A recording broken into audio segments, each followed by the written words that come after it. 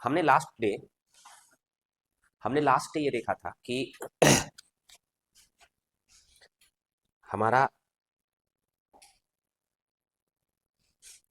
हमारा national income क्या होता है, राष्ट्रीय आय क्या होता है ना। तो हमने देखा था कि एन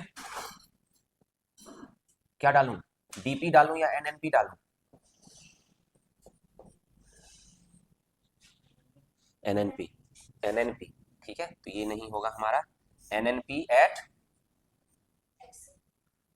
क्या, मार्केट प्राइस या factor cost, factor cost, eight factor cost, साधन लागत पर सकल राष्ट्रीय उत्पाद, है ना। सॉरी, निवल निवल राष्ट्रीय उत्पाद, साधन लागत पर निवल राष्ट्रीय उत्पाद को ही हम क्या कहते हैं, राष्ट्रीय आय कहते हैं। ठीक है। और इन सबको हमने अच्छी तरह से देख लिया था कि इनका मतलब क्या होता है, हम कैसे इसे निकालते हैं। एक वीडियो मैं आज डाल दूंगा, तो उसको आप देख लेना एक बार, जो भी जिन्होंने भी नहीं किया है। अब अब इसको एक दूसरे फॉर्मेट में ले चलते हैं हम, कि देखो आपका क्या निकल गया, राष्ट्रीय आय निकल गई आपकी, ठीक है ना। अब अगर आप राष्ट्रीय आय को जनसंख्या से भाग दे दो, ठीक है। जैसे मान लो एक देश में 100 लोग हैं,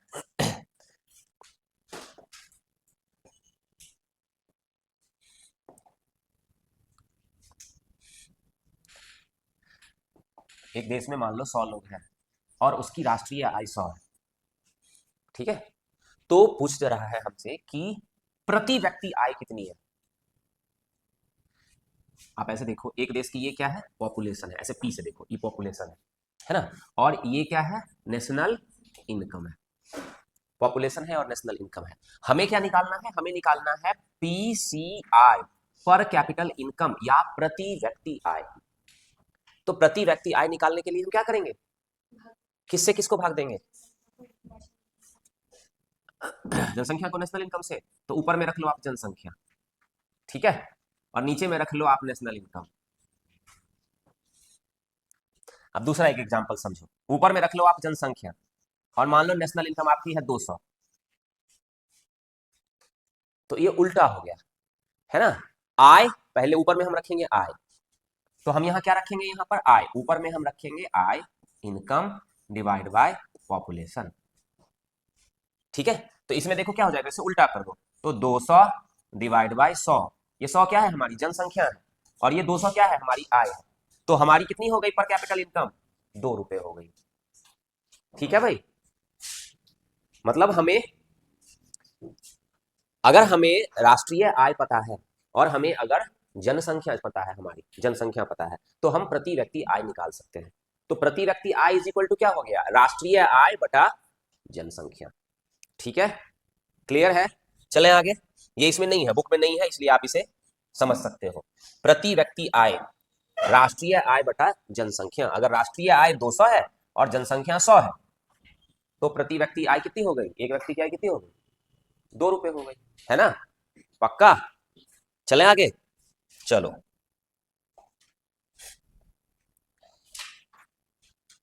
देखो अब यहां पर एक टर्म आ जाता है आपका व्यक्तिक आय, इंडिविजुअल इनकम, इसे कहते हैं इंडिविजुअल इनकम। ये देश के संदर्भ में है ना, ये हमारे संदर्भ में नहीं है, ये हमारे देश के संदर्भ में है, व्यक्तिक आय। अब इसके अंदर कुछ छोटे छोटे टर्म्स हैं, उन टर्म्स को हमें समझना है, बस हमें इंडिविजुअल इनकम पता चल जाएगा। अब देखो, ये तो पता है आपको राष्ट्रीय आय, इसका फॉर्मूला ध्यान रखना है, फॉर्मूला और उसके अंदर जो टर्म्स हैं वो सारे एग्जाम में क्वेश्चन के रूप में आते हैं, तो आपको वो टर्म्स में समझा रहा हूं यहाँ पर। तो व्यक्तिक आय अगर आपको निकालना है, इंडिविजुअल इनकम अगर आपको निकालना है, देखो इंडिविजुअल इनकम और प्रति व्यक्ति आय दोनों अलग अलग चीजें होती है, ठीक है। प्रति व्यक्ति आय अभी अभी मैंने आपको निकाल के बताया है, राष्ट्रीय आय बटा कुल जनसंख्या इज कॉल्ड प्रति व्यक्ति आय। प्रति, किसी वजह से पूछता है भारत में, पर भारत की प्रति व्यक्ति आय कितनी है ना, मतलब हर एक इंसान कितना कमा रहा है। तो जब प्रति व्यक्ति आय निकालेंगे तो क्या करेंगे, राष्ट्रीय आय ऊपर रखेंगे और नीचे जनसंख्या से उसको डिवाइड कर देंगे, तो हमारी निकल गई प्रति व्यक्ति आय, ठीक है। तो प्रति व्यक्ति आय और व्यक्तिक आय दोनों अलग अलग चीजें हैं। व्यक्तिक आय निकालने का, इंडिविजुअल इनकम निकालने का यहाँ पर एक फॉर्मूला दिया गया है, मैं इस फॉर्मूले को आपको समझा रहा हूँ, या हम लोग इस फॉर्मूले को अब समझेंगे, ठीक है। तो व्यक्तिक आय इक्वल टू क्या हो गया, राष्ट्रीय आय, तो नेशनल इनकम, माइनस क्या क्या हम इसे सब्ट्रैक्ट करते हैं, ये देखो थोड़ा सा इसे ऊपर ले जाते हैं, लेकिन ऊपर ले जाने में महाभारत है।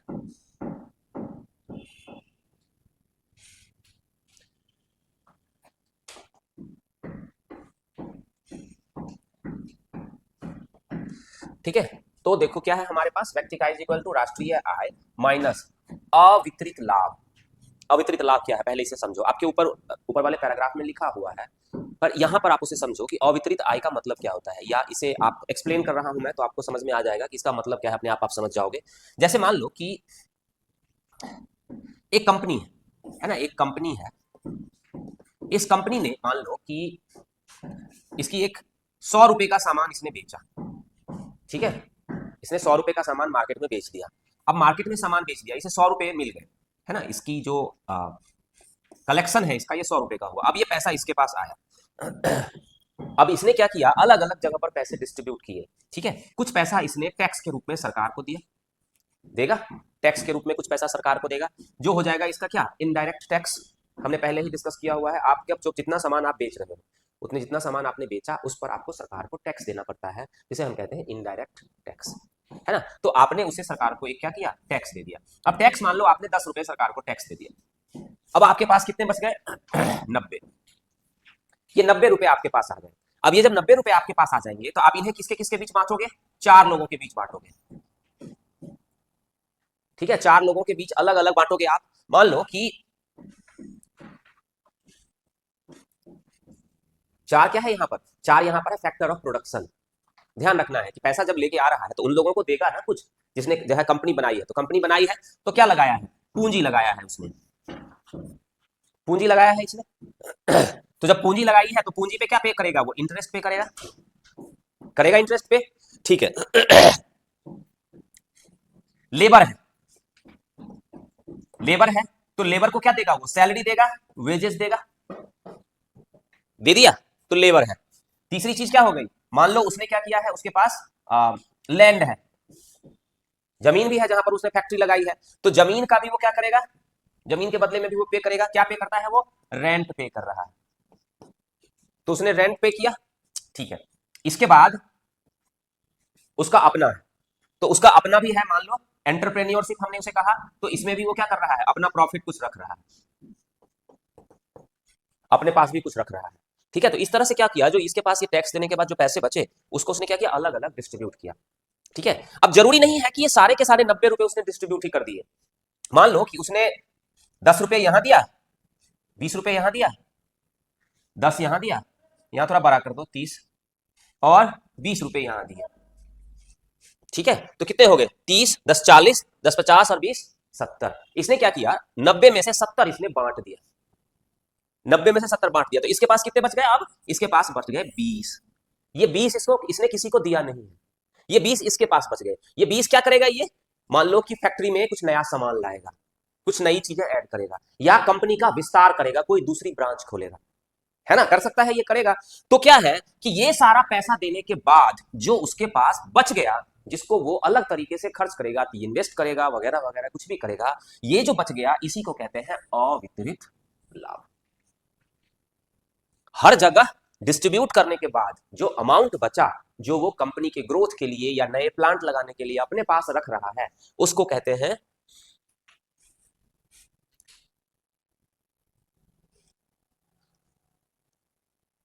Undistributed income, profit.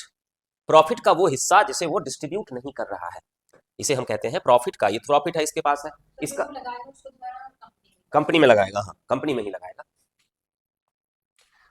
जो मिला नहीं, देश को मिला नहीं, जो लगा हुआ है, रखा हुआ है ना, जो है मतलब लगा भी सकता है, नहीं भी लगा सकता है, वो कुछ और भी कर सकता है, तो इसलिए हम इसे कहते हैं वो हिस्सा जो बच गया है, जो यूज नहीं किया गया है, जो किसी को दिया नहीं गया है, वो बचा हुआ है, उसे हम कह देते हैं अवितरित लाभ।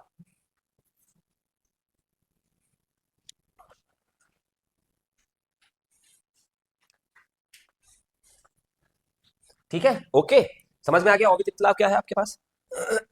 अब नेक्स्ट,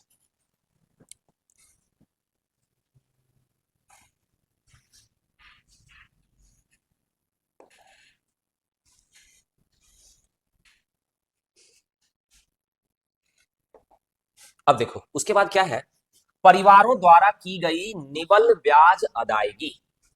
अब परिवारों द्वारा की गई निवल ब्याज अदायगी क्या है इसे समझो। जैसे मान लो देश है, ये एक कंट्री है इंडिया, या भारत अब हो गया है, इंडिया नहीं है, भारत।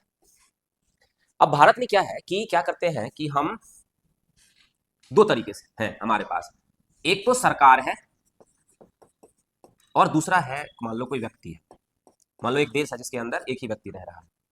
अब क्या है देखो, मान लो कि इसने क्या किया, सरकार से कुछ पैसा इंटरेस्ट पे लिया, ले सकता है ना, इसने गवर्नमेंट से कुछ पैसा, मान लो इसने ले लिया 10 रुपए इंटरेस्ट पर, तो इसने ले लिया सरकार से इंटरेस्ट पे पैसा, तो पैसा क्या हो रहा है, इसके पास आ रहा है। ओके, अच्छा, कई बार सरकार भी लोगों से पैसे लेती है। आप तो सरकार से लेते ही हो, सरकार भी आपसे कर्ज लेती है। तो मान लो सरकार ने आपसे कर्ज ले लिया 20 रुपए का, अभी देने के लिए आपके पास 20 रुपए नहीं है, तो आप थोड़ा सा इसे कम कर दो, आप इसे 5 रुपए कर दो। ठीक है, आपने 10 सरकार से लिया तो 20 कैसे दोगे आप उससे, है ना, बड़ी अजीब बात है। तो आप क्या करते हो, इसे सरकार से ले लेते हो। तो क्या करो आप कि इस तरह की चीजें देश में चलती रहती है, आप भी सरकार से लेते हो, सरकार भी आपसे लेता है, कर्ज लेती है ना। किस तरह से कर्ज लेती है हम इसे अगले नेक्स्ट चैप्टर में हम इसे पढ़ेंगे कि आपसे सरकार कैसे कर्ज लेती है। तो क्या करेंगे हम, क्या करेंगे, इन दोनों को माइनस कर देंगे, 10 माइनस 5। तो 10 माइनस 5 की जो वैल्यू आएगी, ये जो 5 वैल्यू आ गई, इसी को हम कहेंगे परिवारों द्वारा की गई निवल ब्याज अदायगी। तो निवल का मतलब हो जाता है नेट, जो आपने लिया और जो सरकार ने लिया, उन दोनों को आप घटा दो तो ये आ जाती है हमारी नेट ब्याज अदायगी। ये इंटरेस्ट है, मैं कह रहा हूं यहाँ पर ध्यान रखना है कि थोड़ा सा यहाँ पर चेंज करो, कि ये एक छोटी सी चीज चेंज कर दो यहाँ पर आप, मैंने इसे डायरेक्ट बता दिया, सरकार से आपने लिया है 10, ठीक है, आप ऐसे देखो यहाँ पर समझो, आपने सरकार से लिया 10 और सरकार ने आपसे लिया 5। अब क्या होता है, इस 10 रुपए पे आप इंटरेस्ट पे करते हो, है ना, इंटरेस्ट पे किया आपने 10 रुपए पे, तो मान लो आपने इस पे 2 रुपए इंटरेस्ट पे कर दिया और सरकार ने आपसे लिया 5, तो सरकार इस पे आपको भी इंटरेस्ट दे रही है, तो सरकार ने आपको 1 रुपए इंटरेस्ट पे किया।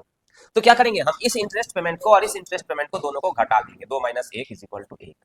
तो ये आ जाता है हमारी जो ये वैल्यू आ जाती है, इसी को लिखा हुआ है परिवारों द्वारा की गई निवल ब्याज अदायगी। निवल ब्याज अदायगी का मतलब है जितना आपने सरकार से लिया और जितना आपने सरकार को दिया, ब्याज, एक अमाउंट लिया है जिस पर ब्याज लेन देन चल रहा है, तो जो ब्याज आपने लिया, जो ब्याज सरकार ने आपसे लिया, दोनों को घटा दो, तो ये आ गया हमारा निवल ब्याज अदायगी। ठीक है, तो क्लियर हो रहा है धीरे धीरे। राष्ट्रीय आय पता है हमें, हमने किया हुआ है राष्ट्रीय आय के बारे में।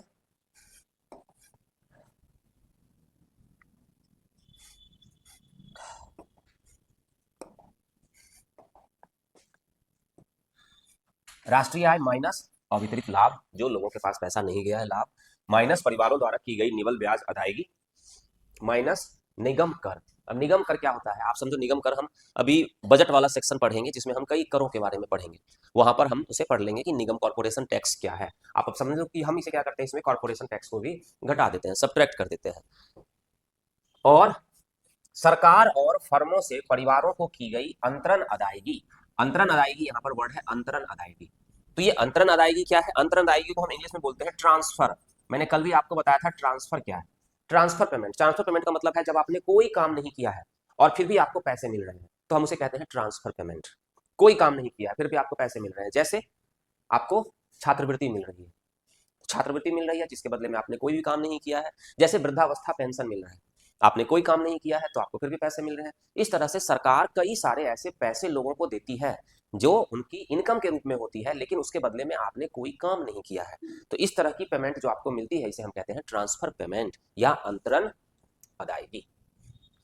मैटर क्या है, यहां पर हमें व्यक्तिक आय निकालना है। व्यक्तिक आय मतलब व्यक्तियों को कितनी आय प्राप्त होती है, व्यक्तियों को कितनी आय प्राप्त हो रही है। मैंने अभी अभी आपको बताया है कि व्यक्तिक आय और प्रति व्यक्ति आय दोनों अलग अलग चीजें हैं। जब हमने प्रति व्यक्ति आय निकाला तो हमने आय को जनसंख्या से डिवाइड कर दिया, वो हो गई प्रति व्यक्ति आय। एक एक व्यक्ति को कितनी मिल रही है, टोटल आय में से एक व्यक्ति को कितना मिल रहा है, ये है प्रति व्यक्ति आय। यहां पर हमारा क्या है, व्यक्तिक आय, इंडिविजुअल इनकम। तो इंडिविजुअल इनकम निकालने का हमारा ये फॉर्मूला होता है, राष्ट्रीय आय माइनस अवितरित लाभ माइनस परिवारों द्वारा, क्या है, व्यक्तिक आय निकालने के लिए जो वो चीजें जो आपके पास नहीं है उसको घटा देते हैं, जो आपको मिला ही नहीं उसको घटा देते हैं, और जो आपको मिला हुआ है वो आपको आप में आय में जोड़ दिया जाता है, वो हो जाती है व्यक्तिक आय। तो घटाएंगे क्या, ये ध्यान रखना है, क्या हम सब्ट्रैक्ट कर रहे हैं और क्या प्लस कर रहे हैं, इस बात का ध्यान रखना बहुत जरूरी है। अब ऐसा ना हो कि यहाँ पर आप प्लस लगा दो और इस जगह पर प्लस लगा दो और इस जगह पर माइनस लगा दो, फिर ये हो ही नहीं पाएगा। जो आपको मिला नहीं उसे माइनस करेंगे, जो आपको मिला नहीं, अवितरित लाभ आपको मिला नहीं, वो तो मिला ही नहीं आपको, तो हमने इससे क्या किया, माइनस कर दिया। पर वो नेशनल इनकम का तो हिस्सा है, वो जुड़ा आया तो है हमारी कंट्री के अंदर, तो हमने उसे माइनस कर दिया। परिवारों द्वारा की गई निवल ब्याज अदायगी, ये आपको मिला नहीं है, ये वैल्यू आपको नहीं मिली है। अगर मिलेगी तो आप, हो सकता है कभी ऐसा हो कि उल्टा हो जाए। अभी क्या है कि आप ऐसे समझो कि आप, ये सब चीजें हमें आगे समझ में आएगी जब हम कर के बारे में पढ़ेंगे तब। अभी बस हमें इतना समझना है कि हम क्या घटा रहे हैं, जो हमें नहीं मिला हम उसे सब्ट्रैक्ट कर देंगे। ये निगम कर हमें नहीं मिला, क्यों नहीं मिला, क्योंकि ये सरकार के पास जा रहा है, तो ये हमें मिला नहीं, तो हम इसे घटा देंगे। सरकार और फर्मों से, सरकार तो पता ही है आपको, फर्म का मतलब है कभी कभी बड़ी बड़ी कंपनियां जो होती है वो भी हमें ट्रांसफर करती है ना। कभी ऐसे हुआ कि कुछ ऐसे पैसे आपको दे दिए गए जो ट्रांसफर पेमेंट में आ जाते हैं, इसलिए यहाँ पर सरकार और फर्म से परिवारों को की गई अंतरण अदायगी, तो ये आपको मिल रहा है, इसलिए इसे क्या करते हैं, जोड़ दिया जाता है। ठीक है, तो इस तरह से हमारा बन जाता है क्या, व्यक्तिक आय या इंडिविजुअल इनकम। ठीक है, ओके। जब आप इसे ध्यान से पढ़ोगे तो और भी चीजें क्लियर होगी।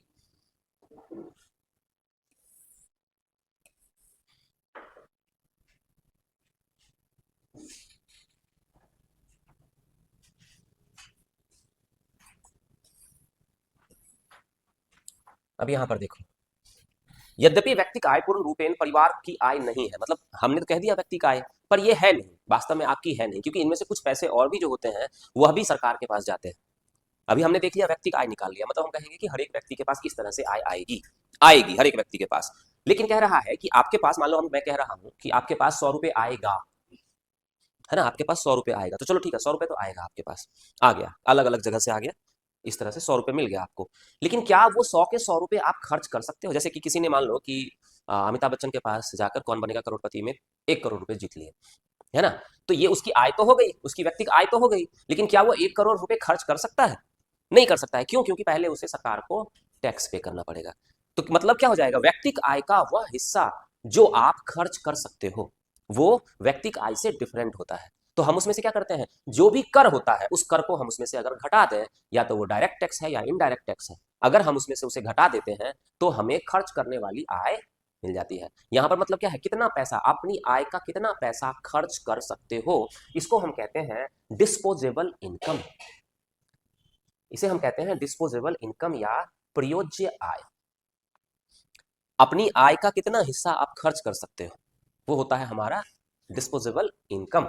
तो इसमें से हम क्या करते हैं, इसमें से हम लिखा हुआ है, यदि व्यक्तिक आय से व्यक्तिक कर अदायगी, आपने जो कर अदा किया, उदाहरण के लिए आयकर, और गैर कर अदायगी जैसे शुल्क, हम आगे देखेंगे कर और शुल्क में क्या डिफरेंस है, हमने पहले भी डिस्कस किया हुआ है। मतलब कि आपके पास जो पैसे आए, उस पैसे में से आपने डायरेक्ट टैक्स दे दिया और इनडायरेक्ट टैक्स दे दिया, ये देने के बाद जो आपके पास खर्च बचे, पैसे बचे, आप उन्हीं पैसे, उसी पैसे को तो आप खर्च कर सकते हो, तो ये जो बच गए इसे हम कहते हैं प्रयोज्य आय या डिस्पोजेबल इनकम। तो उसी को यहाँ लिखा हुआ है, जैसे शुल्क को घटा दें तो जो प्राप्त होगा उसे हम व्यक्तिगत प्रयोज्य आय कहते हैं। व्यक्तिगत प्रयोज्य आय, ये हर जगह पर देखो, ये सच सिंबल है, इक्वल टू का सिंबल नहीं है, इसका मतलब क्या है, लगभग वैल्यू है। ये इसलिए कहता है कि किसी देश की अगर प्रति व्यक्ति आय है, मान लो हमारे देश की प्रति व्यक्ति आय है, मैं कहूं कि वो 1100 रुपए है, कोई दूसरा डाटा कहता है कि नहीं वो 1999 रुपए है, कोई कहता है कि नहीं 1101 रुपए है, तो तीनों वैल्यू बराबर हो जाएगी, है ना। वो छोटी छोटी वैल्यू अलग अलग जगह से कैलकुलेट करने पे डिफरेंट हो सकती है, इसलिए ये सिंबल यूज किया जाता है। तो व्यक्तिक प्रयोज्य आय इज इक्वल टू व्यक्तिक आय माइनस व्यक्तिक कर अदायगी और गैर कर अदायगी। जो आपके पैसे सरकार को चले गए हैं उन सबको अगर हम घटा देते हैं तो हमारा खर्च करने वाली आय हमारी मिल जाती है। ठीक है, ओके। ये सारे के सारे टर्म यहाँ पर, जो यहाँ पर ये है, इसको इस पैराग्राफ में एक्सप्लेन किया गया है, जो मैंने अभी आपको एक्सप्लेन किया वो यहाँ पर लिखा हुआ है, आप एक बार इसे अच्छी तरह से पढ़ सकते हो क्या लिखा हुआ है। समझने में थोड़ी दिक्कत आती है, इसको कई बार इसे ध्यान से हमें पढ़ना पड़ता है। ठीक है, इन्हीं सारी चीजों को आपको, जो मैंने अभी आपको इतना सारा 2-3 दिनों में समझाया है, वही सारा यहाँ पर लिखा गया है, एक डब्बा डब्बा डब्बा डब्बा बना के लिख दिया गया है। अगर आप इसे ध्यान से पढ़ोगे तो इस डब्बे के अंदर जो आइटम है वो आपको समझ में आ जाएगा। ठीक है, अब यहाँ पर एक और टर्म है, जिस तरह से व्यक्तिगत प्रयोज्य आय है, इंडिविजुअल डिस्पोजेबल इनकम होता है, उसी तरह से नेशनल डिस्पोजेबल इनकम भी होता है। नेशनल डिस्पोजेबल इनकम, एक देश का के पास कितना पैसा है जिसे वो खर्च कर सकती है। डिस्पोजेबल इनकम का मतलब है आपके पास जो अमाउंट है उसका कितना हिस्सा आप खर्च कर सकते हैं, उसे हम कहते हैं डिस्पोजेबल इनकम। कभी भी नेशनल डिस्पोजेबल इनकम अगर आपको निकालना हो तो ध्यान रखो ये फॉर्मूला थोड़ा सा इसमें गलत है, ये थोड़ी सी वैल्यू इसमें, यहाँ पर हम क्या करते हैं इस जगह पर कि ये जो वैल्यू है इसको काट कर यहाँ पर लिख दो आप राष्ट्रीय आय, है ना, ये वाली वैल्यू थोड़ी सी यहाँ पर गलत है, इसको काटकर हम यहाँ काटकर हम लिख देंगे यहाँ से यहाँ तक प्लस से पहले की काटकर हम यहाँ पर लिख देंगे राष्ट्रीय आय, चेंज हो चुका है ये।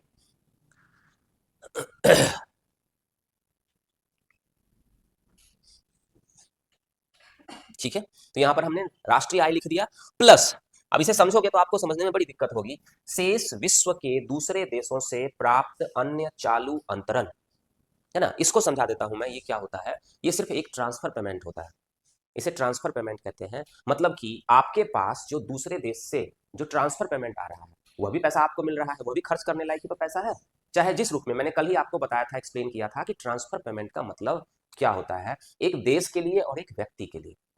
ट्रांसफर पेमेंट एक देश के लिए होता है जो बाहर से पैसा देश में आता है, ट्रांसफर पेमेंट मतलब कोई एनआरआई है उसने भारत के अंदर पैसा भेज दिया तो वो ट्रांसफर पेमेंट हो गया, या देश को कहीं से कुछ गिफ्ट के रूप में मिल गया, पैसे मिल गए, कुछ भी मिल गया, तो वो हो जाता है ट्रांसफर पेमेंट।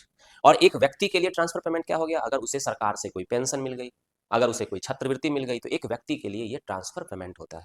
तो यहां पर क्या करना है हमें, राष्ट्रीय प्रयोज्य आय में क्या होता है, ये नेशनल इनकम प्लस जो हमें बाहर से मिल रहा है। अब यहां पर ये प्लस क्यों है, ये माइनस भी हो सकता है ना, ये माइनस भी हो सकता है, ये क्या वैल्यू है ध्यान रखना है, ये नेट वैल्यू है, नेट वैल्यू मतलब बाहर से आपके पास कितना गिफ्ट आ रहा है और आप कितना गिफ्ट दे रहे हैं। तो अभी तो हम खुद ही बड़ी गरीब हैं, हम क्या ही गिफ्ट देंगे रे बाबा, हमारे पास तो खुद ही लेने के लिए अभी है, ला ला करते हैं हम, दे दे तो करते नहीं है।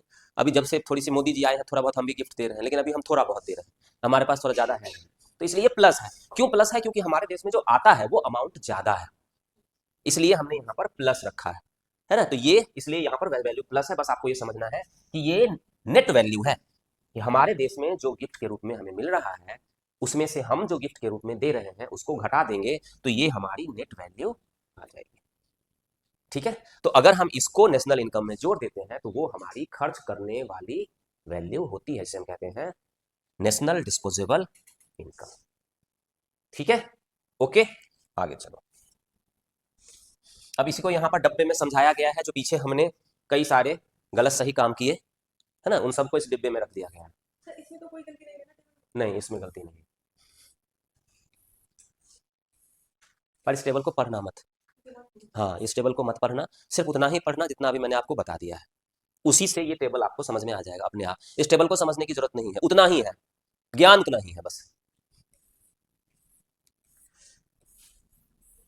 चलो, अब नेक्स्ट पार्ट है हमारा बहुत इंपॉर्टेंट पार्ट है, जो आजकल बहुत बार बार इसकी बात करी जाती है, तो ये हमें समझना है। इसमें इसमें दो वर्ड है हमारे पास, एक वर्ड होगा हमारा रियल जीडीपी और एक वर्ड होगा हमारा नॉमिनल जीडीपी, है ना। यहाँ पर हम एक को हम कहेंगे मौद्रिक सकल घरेलू उत्पाद और दूसरे को हम कहेंगे वास्तविक सकल घरेलू उत्पाद।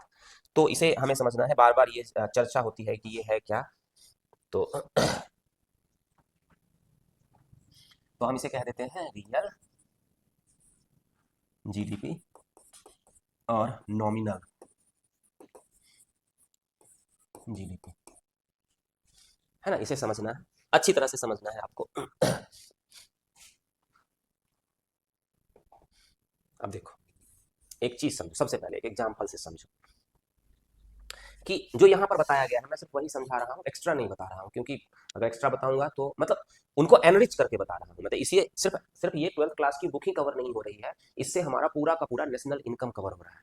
जो नेशनल इनकम आपके एग्जाम के पॉइंट ऑफ व्यू का है वो सारा का सारा इस बुक के साथ इंक्लूड करके मैंने आपको बताया, या मैं आपको बता रहा हूँ उसको, जो भी चीजें एग्जाम में आ सकती है। अब ये मैं नहीं कहूंगा कि गधों की तरह की मैं जो पढ़ा रहा हूँ वही आ जाएगा एग्जाम में, ये जो कहते हैं वो गधे होते हैं, है ना, क्योंकि इंसान की संभावनाएं असीम होती है, जो इंसान यूपीएससी में या पीसीएस में क्वेश्चन सेट करने के लिए बैठा हुआ है उसकी संभावनाएं भी असीम है, तो वो क्या क्रिएट कर देगा, वो जरूरी नहीं है कि मैं जो बता रहा हूँ उसी से वो क्रिएट करेगा, क्योंकि इसकी पावर बहुत सुपीरियर है, वो कोई भी नई चीज क्रिएट कर सकता है। तो आपको बस क्या करना है, टर्म में समझा रहा हूँ, आपको खुद क्रिएट करने वाला बनना पड़ेगा, तभी आप उसको काट सकते हैं।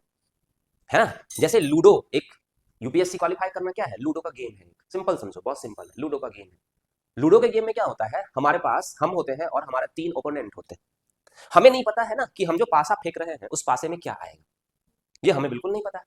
हम तो क्या करते हैं, पासा फेंकते हैं, हमें बिल्कुल नहीं पता है कि आएगा क्या और दूसरा सामने वाले की चाल क्या होगी, हमें दोनों चीजें नहीं पता है। तो हमें क्या करना पड़ता है, क्या आएगा ये तो बिल्कुल इत्तेफाक है ना, क्या आएगा हमारा उस पर कंट्रोल ही नहीं है, क्या आएगा। उसी तरह से ठीक यूपीएससी के क्वेश्चन में या पीसीएस के क्वेश्चन में क्या आएगा उस पर आपका कंट्रोल ही नहीं है।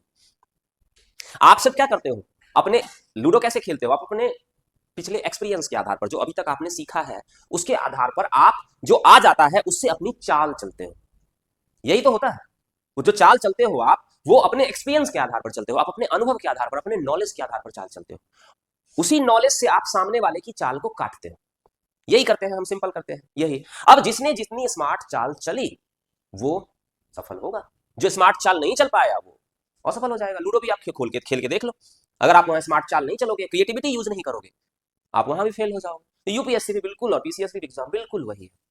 आप क्या क्वेश्चन आएगा आपको पता नहीं, लेकिन चूंकि आप ज्ञान अर्जित कर रहे हैं, और वो ज्ञान कौन सा अर्जित कर रहे हैं, क्योंकि आपको सिलेबस दिया गया है कि ये सिलेबस है आपका, उसी सिलेबस के अकॉर्डिंग आप ज्ञान अर्जित कर रहे हो और उसी सिलेबस के अकॉर्डिंग क्वेश्चन पूछा जाएगा।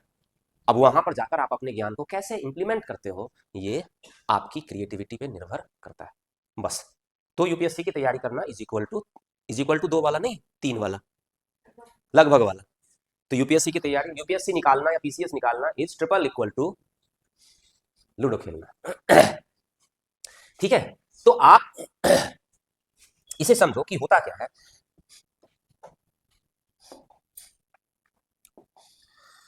एक कंट्री है मान लो एक्स, इस कंट्री ने ऐसा करो आप कि ये है 2024 और ये है 2025, 2024 और 2025। 2024 में इसकी जो जीडीपी थी, ये जीडीपी थी 100, ठीक है, और 2025 में जो इसकी जीडीपी है वो बढ़ के हो गई 150, हो गई, सिंपल है, कुछ नहीं है, जीडीपी बढ़ गई, एक साल में जीडीपी बढ़ गई। अब जब ये जीडीपी बढ़ गई तो हमने देखा कि अरे भाई साहब हमारी जीडीपी तो 50 बढ़ गई, है ना, हमारी जीडीपी तो 50 बढ़ गई। अब हमने सोचा कि जीडीपी तो हमने दिखा दिया डाटा कि हमारी जीडीपी 50 बढ़ गई, लेकिन अब हम सोचते हैं कि वास्तव में ये जीडीपी जो बढ़ी है वो 2 तरीके से बढ़ सकती है। जीडीपी 2 तरीके से बढ़ सकती है। कैसे बढ़ सकती है, आप इसे ऐसे समझो कि आपके पास 10 सामान का आपने उत्पादन किया और एक सामान की कीमत है 10 रुपए, है ना। तो ये क्या हो गया आपका, ये हो गया प्राइस और ये आपका हो गया प्रोडक्शन, प्रोडक्शन उत्पादन, और ये प्राइस हो गया। 10 वस्तुओं का आपने उत्पादन किया और एक की कीमत है 10, तो टोटल कीमत कितनी हो गई, 100। अब क्या है कि अगले साल जब आया, जो 2025 आया, तो क्या हुआ कि कीमत बढ़कर हो गई 15 और आपका प्रोडक्शन अब भी है 10, प्रोडक्शन अब भी 10 है। तो क्या हुआ, यहां पर जीडीपी आपकी बढ़कर हो गई 150। लेकिन क्या ये वास्तविक ग्रोथ है? अगर प्राइस बढ़ने से आपकी जीडीपी की वैल्यू बढ़ जाए तो इसे हम रियल ग्रोथ नहीं मानते हैं। प्राइस बढ़ने से अगर आपकी जीडीपी बढ़ जाती है तो इसे हम कहते हैं नॉमिनल जीडीपी। ये हो जाता है हमारा मौद्रिक, मौद्रिक सकल घरेलू उत्पाद, जिसमें सिंपल तरीके से समझो, जब हमें हमारे पास हम जीडीपी को मार्केट प्राइस पे कैलकुलेट करते हैं, जब भी हम जीडीपी को मार्केट प्राइस पे कैलकुलेट करते हैं तो जो वैल्यू आती है उसे हम कहते हैं नॉमिनल, नॉमिनल जीडीपी या मौद्रिक जीडीपी। जीडीपी को मार्केट प्राइस पे कैलकुलेट किया, वो हो गया हमारा नॉमिनल जीडीपी या मौद्रिक जीडीपी।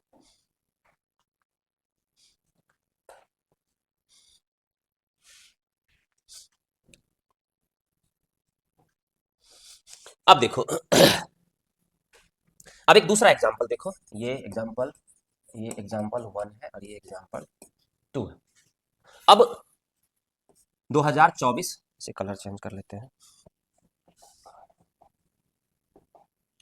2024 और ये फिर 2025 ले लेते हैं। अभी भी जीडीपी 100 है और यहां पर जीडीपी 150, ठीक है, अब ये इसको 150 की जगह पर रख दो, इसको 165। अभी मैं एक्सप्लेन करूंगा, फिर आप इसे लिखना।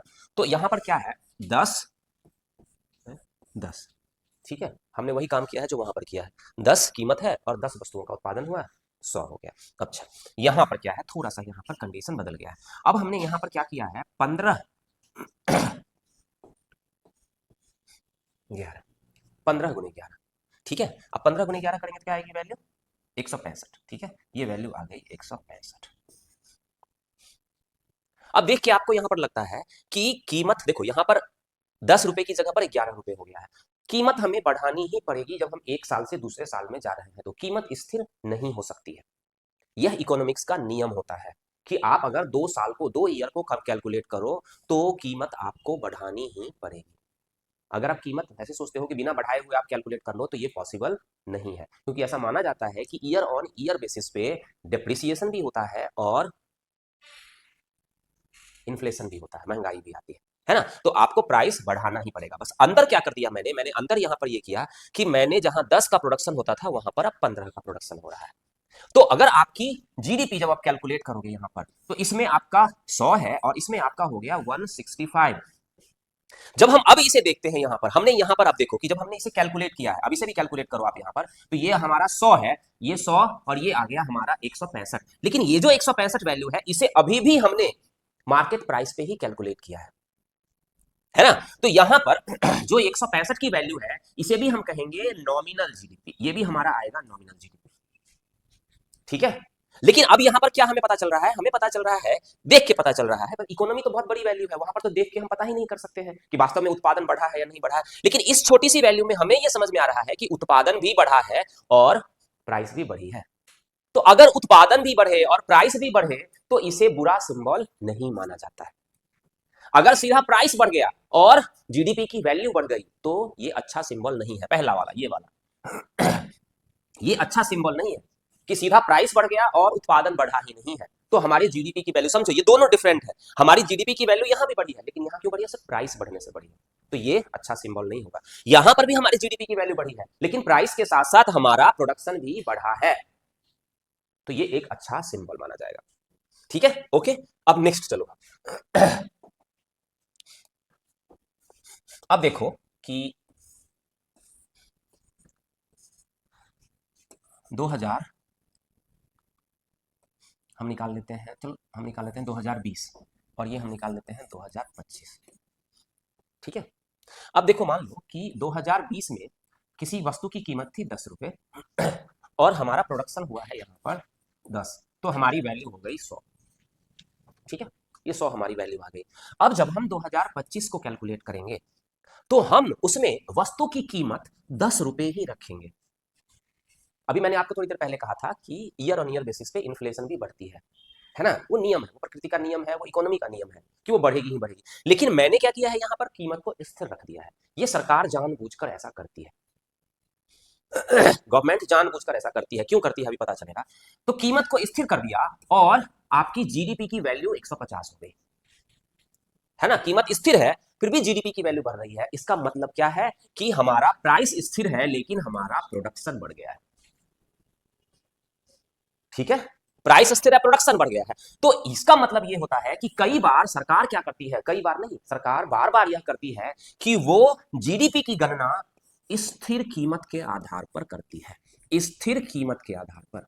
और जब गवर्नमेंट स्थिर कीमत के आधार पर जीडीपी को कैलकुलेट करती है, तो एक वर्ष को आधार वर्ष के रूप में लिया जाता है, एक वर्ष को आधार बेस ईयर के रूप में लिया जाता है। किसी एक ईयर को बेस ईयर के रूप में ले लिया जाता है और सरकार इसे टाइम टू टाइम चेंज करती रहती है। अब इसे हम आगे पढ़ेंगे कि बेस ईयर को क्यों चेंज किया जाता है, अभी उसे नहीं पढ़ेंगे। तो क्या है हमारा, सरकार जो जीडीपी निकाल रही है, वो जीडीपी दो तरीके से निकाल रही है। एक तो GDP at market price, GDP at market price, market में जो वैल्यू है उसके आधार पर जीडीपी निकाल लिया। और दूसरा जीडीपी एट बेस ईयर, आधार वर्ष के आधार पर, है ना। तो अगर हम जीडीपी मार्केट प्राइस के आधार पर निकालते हैं, तो ये होता है हमारा नॉमिनल जीडीपी। और अगर हम जीडीपी आधार वर्ष के ईयर पे निकालते हैं तो ये होता है रियल जीडीपी। ठीक है, यहां पर क्या हो गया हमारा, ये नॉमिनल हो गया, मौद्रिक, ये क्या हो गया हमारा, मौद्रिक, मौद्रिक जीडीपी। और ये क्या हो गया हमारा, इसे हम कहते हैं वास्तविक।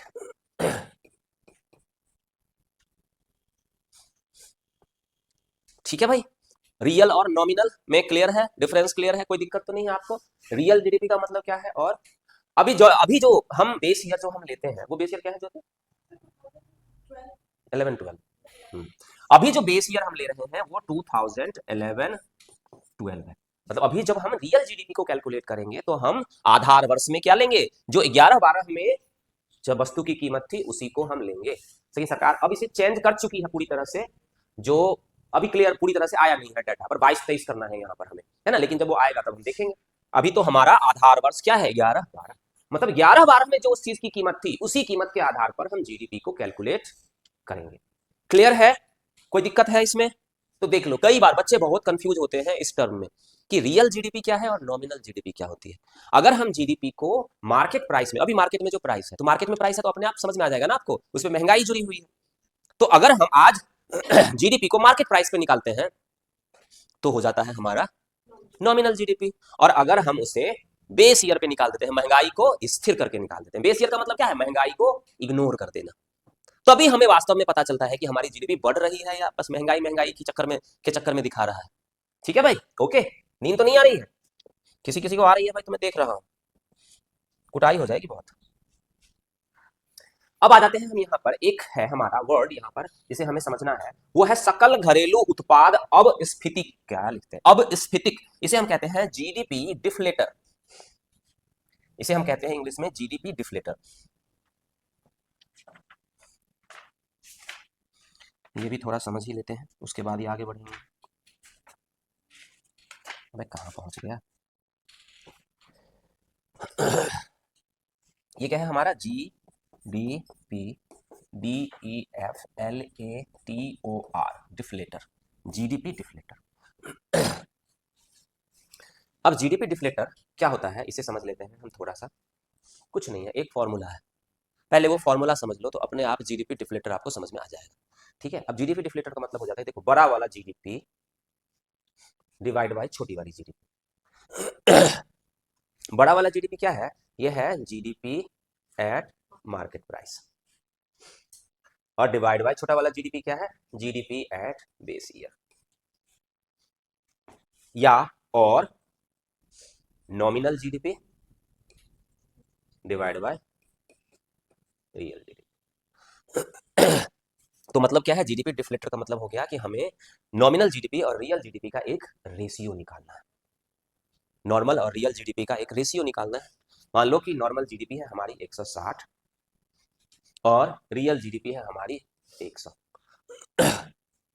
ठीक है, तो जीडीपी डिफ्लेक्टर क्या हो गया, 1.6।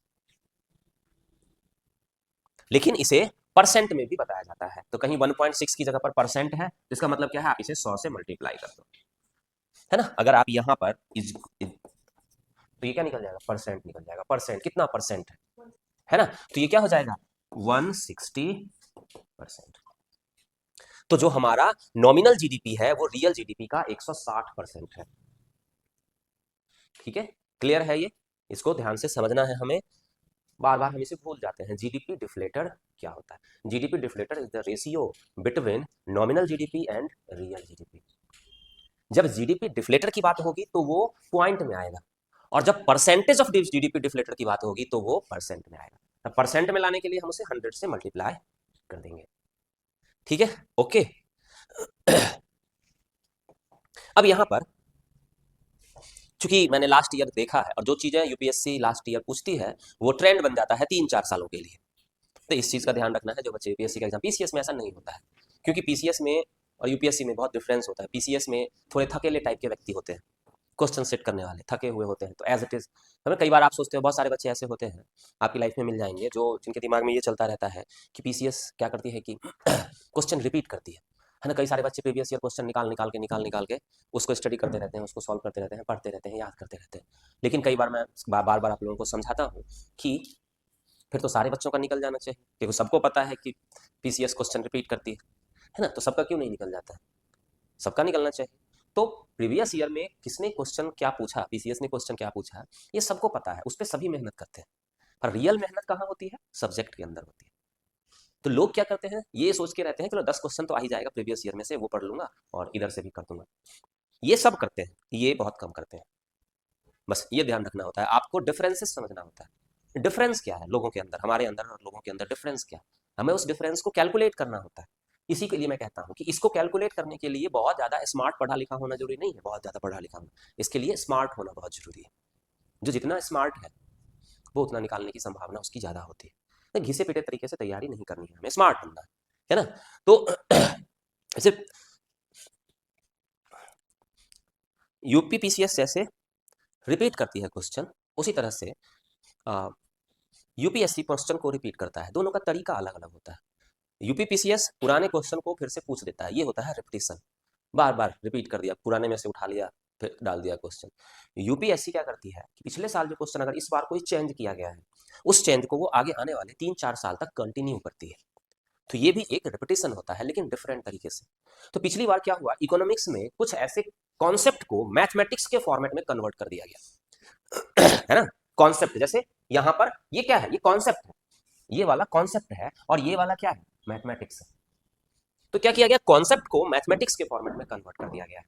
तो ये भी आपको ध्यान रखना है कि ऐसे भी वैल्यू दी गई होगी, आपसे पूछा जा सकता है कि ये वैल्यू कितनी आएगी या किस तरह की वैल्यू आएगी, ये भी हमें ध्यान रखने की जरूरत है ना। अब इसी से ये जो एक फॉर्मूला है, इस फॉर्मूले से 10 क्वेश्चन बनाए जा सकते हैं, मिनिमम 10 क्वेश्चन बनाए जा सकते हैं। कैसे बनाए जा सकते हैं, तो मान लो कि यहां आपको 3 है ना, 3 टर्म है, तो 3 टर्म में कोई 2 टर्म गिवन होगा, तीसरा टर्म निकालना हो जाएगा।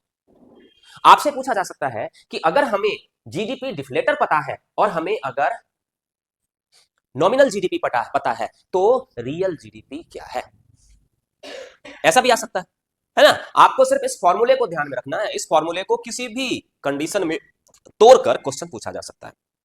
मैथमेटिक्स में हमने इतना सॉल्व किया ही है, हम इसे कैलकुलेट कर सकते हैं। मैं एक बार क्लीन करता हूं। तो इसका मतलब क्या हो जाता है, इसका मतलब हो जाएगा जीडीपी डिफ्लेटर गुना real GDP is equal to nominal GDP. हम ये भी लिख सकते हैं, क्रॉस मल्टीप्लीकेशन, ठीक है। जीडीपी डिफ्लेटर गुना real GDP is equal to nominal GDP, ठीक है, ये भी लिख सकते हैं। क्लियर है, कोई दिक्कत नहीं है हमें। ओके, नेक्स्ट हम ये भी लिख सकते हैं कि real GDP is equal to nominal GDP divide by GDP deflator, ये भी लिख सकते हैं।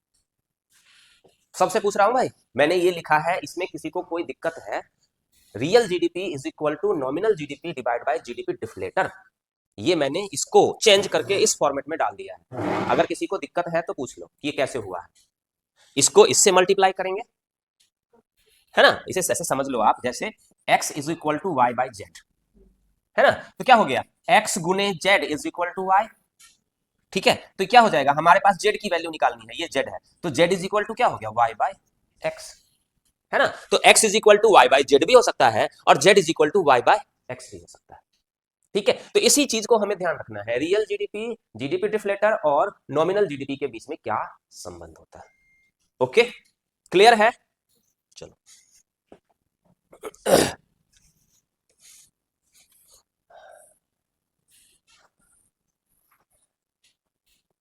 अब यहां पर यह समझा रहा है कि ये जो फॉर्मूला है, इस फॉर्मूले से आपको यह भी पता चल सकता है कि महंगाई कितनी बढ़ गई है ना। इस फॉर्मूले से हमें यह भी पता चल जाएगा कि महंगाई कितनी बढ़ गई है। जैसे कि आप देखो कि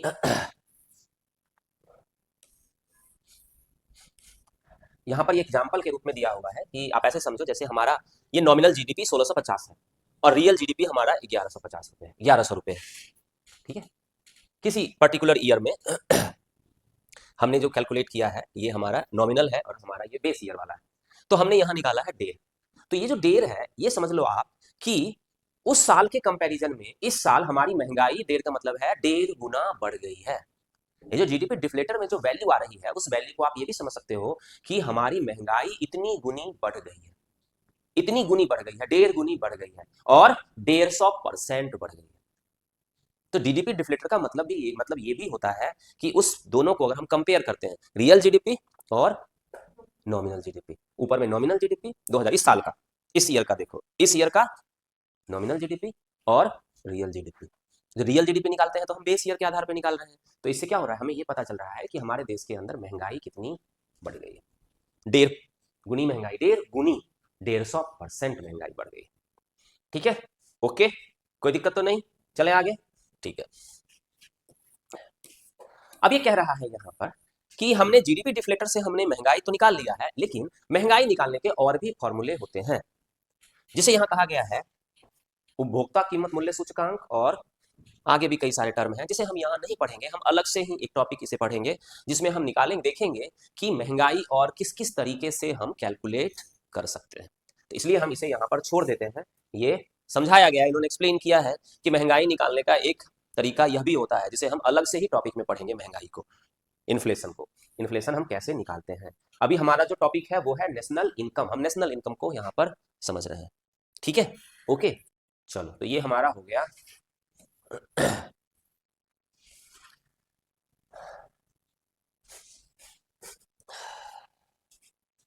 अब ये है सकल घरेलू उत्पाद, ग्रॉस डोमेस्टिक प्रोडक्ट और वेलफेयर, है ना। अब ये कोई बहुत इंपॉर्टेंट चीज नहीं है तो बहुत इंपॉर्टेंट चीज, ये नहीं कह सकते हैं कि बहुत इंपॉर्टेंट नहीं है तो बहुत इंपॉर्टेंट, लेकिन इसमें कोई समझने वाले ऐसे फॉर्मूले नहीं है, ऐसे कॉन्सेप्ट नहीं है जिसको आपको समझने में दिक्कत हो। वेलफेयर का मतलब पता है, सरकार बहुत सारा काम वेलफेयर में करती है, जन कल्याण के लिए करती है ना। तो हमें इसमें यह देखना होता है कि जीडीपी का कितना अमाउंट सरकार वेलफेयर के रूप में खर्च कर रही है ना। ऐसा भारत में ही होता है सामान्यतः कि ज्यादा से ज्यादा वेलफेयर का मतलब होता है, देखो वेलफेयर दो तरीके से होना चाहिए। वेलफेयर एक होता है कि लोगों को पैसे दे दिया, एक वेलफेयर ये होता है कि जो कुछ दिया वो प्रोडक्टिव होना चाहिए, है ना, वो उत्पादक होना चाहिए। फ्री में किसी को कुछ दे देना ये सॉल्यूशन नहीं है। हमें क्या करना है, हमें उत्पादक बनना है, कुछ ऐसी चीजें देनी है जो प्रोडक्टिविटी, जैसे सरकार क्या करती है, मान लो कि छात्रवृत्ति देती है ना, छात्रवृत्ति देती है, तो वो छात्रवृत्ति क्या होता है, स्टूडेंट के लिए प्रोडक्टिव होता है। वो स्टूडेंट, बहुत सारे बच्चे ऐसे होते हैं जिनके पास पढ़ने के पैसे नहीं होते हैं, तो वो क्या करते हैं, उस छात्रवृत्ति का इस्तेमाल करके अपनी पढ़ाई को आगे कंटिन्यू कर सकते हैं, तो वो हो जाता है हमारा प्रोडक्टिव। तो इस तरह की कई सारी चीजें जो होती है प्रोडक्टिव होती है, और कई सारी चीजें अनप्रोडक्टिव होती है। जब हम वोट के को ध्यान में रखकर चीजें करते हैं तो वो अनप्रोडक्टिव होती है, और जो हम सामान्यतः वेलफेयर को ध्यान में रखकर करते हैं वो प्रोडक्टिव चीजें हो जाती है। तो हमें बस कुछ नहीं है इसमें, आप देख लेना, एक बार इसको पढ़ लेना अपने हिसाब से कि क्या है। और